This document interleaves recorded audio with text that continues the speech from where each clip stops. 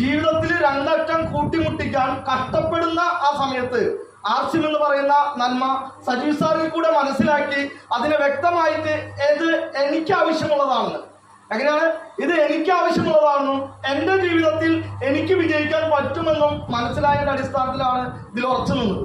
അപ്പോൾ ഉറച്ചു നിന്നത് കൊണ്ട് ജീവിതത്തിൽ വിജയിക്കാൻ പറ്റി.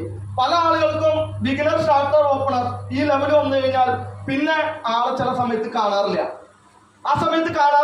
പിന്നെ അടുത്തൊരു ലെവലാണ് നമ്മുടെ ഈഗിളും റണ്ണറൊക്കെ. ആ ലെവലിലൊക്കെ നമ്മളെ സംബന്ധിച്ചിടത്തോളം പ്രതിസന്ധി കാലഘട്ടമാണ്. കാരണം ബാല്യകാലത്തില് കുറച്ച് പ്രശ്നങ്ങളൊക്കെ ഉണ്ടാവും, എല്ലാവർക്കും ഉണ്ടാവും. ആ ബാല്യകാലം തീർന്ന് ഒരു വിന്നർ അച്ചീവ്മെന്റിലേക്ക് നമ്മൾ കടക്കുമ്പോഴാണ് നമുക്ക് എന്ത് സംഭവിക്കുക, നമുക്ക് സാമ്പത്തിക ചെറിയൊരു ഫ്രീഡത്തിലേക്ക് വരാം. ഒന്നും ആയിട്ടില്ല, ഒരു 10,000 രൂപ.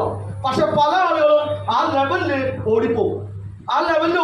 ഇന്നാണ് ഹേമന്ത് സാറിന്റെ ഒരു ക്ലാസ്സിൽ പറഞ്ഞു,